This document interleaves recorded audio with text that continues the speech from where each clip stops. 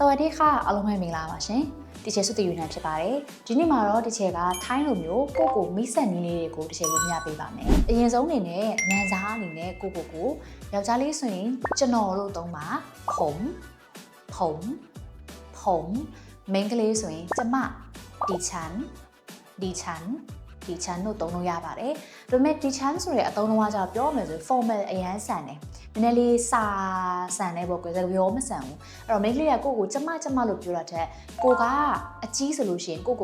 ဖြီးဆိုလို့ပြောလို့ရတယ်ဖြီးဒါယောက်ျားလေးရောမိန်းကလေးရောပြောလို့ရတယ်နော်ကိုကအငယ်ဆိုရင်တော့နောင်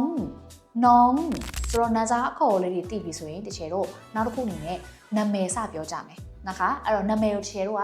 ချើလို့ထွက်ပါတယ်ချើနာမည်ထွက်တဲ့အခါသတိထားရမယ်အများစုကချုဆိုပြီးထွက်ကြတယ်အမှန်တကယ်တရတချေပါဇက်ကိုကြည့်ပါသူကဆိုတော့ချေတော့တရတဝတ်တန်လို့ခေါ်တယ်လေဘင်းအစ်တဲ့တရလို့ချေအမှန်ရအောင်လွယ်အောင်သင်ထားရရပေါ့ဆိုတဲ့အတန်အဲ့တော့ကျွန်တော်နာမည်ကတော့ဆိုလို့ကျွန်တော်နာမည်ပြောချင်တယ်ผงเชอကျမနာမည်ကတော့တီချန်เชอအကိုနာမည်အမနာမည်ကတော့ဖီချာမောင်လေးနာမည်ညီမနာမည်ကတော့အမျိုးလေးပြောချင်တယ်ဆိုရင်နောင်ချာအဲ့လိုမျိုးလေးပြောပြီးတော့ကိုနာမည်ကိုမိတ်ဆက်လို့ရတယ်နောက်တစ်ခုနာမည်ပြောတတ်ပြီးဆိုရင်ကျတော့အသက်ကိုပြောကြည့်ကြရအောင်အသက်ကိုဆိုရင်ကျတော့အာယုလို့ပြောပါတယ်အဲ့တော့ကျတော့အသက်ပြောပြီးသွားပြီဆိုရင်ခဏန်းလိုက်မယ်ထားပါတော့အသက်20လို့ပြောမယ်ဆိုရင်အာယု20ပြီးဆိုတဲ့စကားလုံးလေးအနောက်ကကပ်ပေးရပါမယ်သူကနှစ်ကိုပြောတာပေါ့နော်ပြီးရတဲ့ပေးရအဲ့တော့ message ကြည့်ကြမယ်ผมอายุ20ปีครับကျွန်တော်အသက်20ပါခင်ဗျာ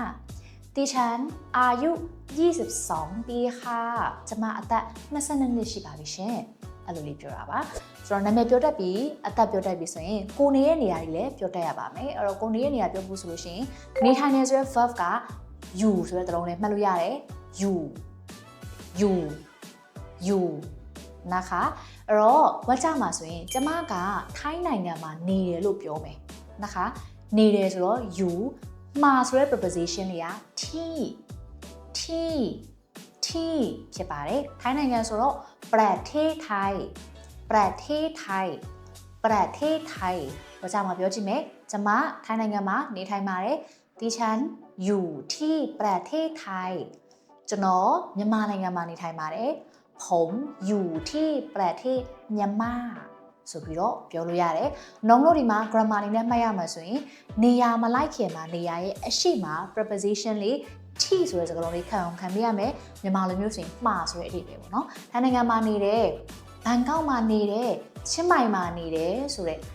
နေရာရဲ့အရှိမ t လေးလိုက်ပေးဖို့မေးပါနဲ့။အဲ့တော့နာမည်ပြောတတ်ပြီးအသက်ပြောတတ်ပြီးကိုနေတဲ့နေရာပြောတတ်ပြီးဆိုလို့ရှိရင်ကိုပြောတဲ့ဘာသာစကားလေးလည်းပြောတတ်ဖို့လိုတယ်นะคะကျွန်တော်ကတော့အင်္ဂလိပ်စကားပြောတယ်ကျွန်တော်ထိုင်းစကားပြောတယ်ဒါမျိုးတွေပြောမယ်ပေါ့အမျိုးဆိုရင်ပြောရဲဆိုရင် verb က พูดဖြစ်ပါတယ်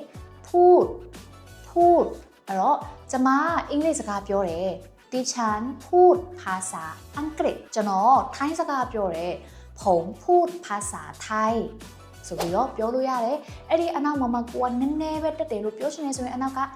nit noi ကပ်ပေးလိုက်ပါ nit noi အဲ့ဒါဝါကြမှာပြောကြည့်မယ်ကျမထိုင်းစကားနည်းနည်းတက်တယ်ดิฉันพูดภาษาไทยได้นิดหน่อยကျွန်တော်ကိုရီးယားစကားနည်းနည်းတက်တယ်ผมพูดภาษาญี่ปุ่นได้นิดหน่อยအဲ့တော့ nit noi လေးကပ်ပြီးလို့ရပါတယ်นะคะအဲ့တော့ကိုပြောတတ်တဲ့ဘာသာစကားတွေပြောပြီးကိုဘယ်မှာနေလဲဆိုတာပြောပြီးနောက်တစ်ခုကကိုဘာလူမျိုးဖြစ်လဲဆိုတာခြေပြောကြည့်ကြမယ်นะคะအဲ့ဒါလွယ်တယ်လူမျိုးကိုတစ်ချေတော့คน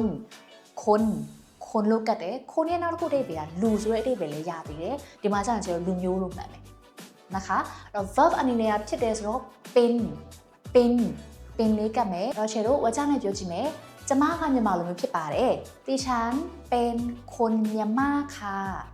ကျွန်တော်ကတရုတ်လူမျိုးဖြစ်ပါတယ်ผมเป็นคนจีนครับ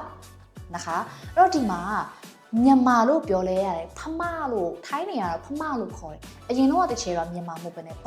Burmese ဆိုတဲ့အသုံးလုံးနဲ့သုံးတာကိုအဲကြတော့ဖမလို့ခေါ်တယ်ကွယ်သူတို့ကတော့ဖမလို့ခေါ်တယ်ဒါပေမဲ့ကိုမြန်မာလို့ပြောလိုက်ရမြန်မာဆိုတော့သူတို့နားလေนะคะအဲ့တော့ဒါလေးပြောတတ်မယ်เนาะဒါကကြတော့ထိုင်းလိုမျိုးအခြေခံမိတ်ဆက်တဲ့ဟာလေးတွေကိုတစ်ချိန်ဝင်ပြပေးတာဖြစ်ပါတယ်ထပ်ပြီးတော့တစ်ချိန်ဒီ channel လေးကနေပြီးတော့ထိုင်းစာနဲ့ပတ်သက်ပြီးတော့အခုလိုမျိုးknowledge ရဝယ်တွေအများကြီးဝင်ပြပေးဖို့ရှိပါသေးတယ်ရှင်ဒါကြောင့်ဒီ channel လေးကို subscribe လုပ်ထားဖို့လည်းမေ့ပါနဲ့เนาะအားလုံးကိုကျေးဇူးအများကြီးတင်ပါတယ်ချစ်စတီနဲ့ချစ်ပါတယ်ရှင်တီချယ်ဆုနဲ့အတူထိုင်းစာသင်ယူခြင်းလို့တင်နန်းစုံစမ်းခြင်းတဲ့သူတွေက TikTok ကဆိုလို့ရှိရင် contact X လေးကိုနှိပ်လို့ရတယ်ဒါမှမဟုတ်လို့ရှိရင်တီချယ်တို့ bio မှာရှိတဲ့ link လေးကိုနှိပ်ပြီးတော့လည်းစုံစမ်းလို့ရပါတယ်တကယ်လို့ Facebook ကဆိုလို့ရှိရင်တော့ patient messenger ကနေပြီးတော့ဆက်သွယ်လို့ရပါတယ်ရှင်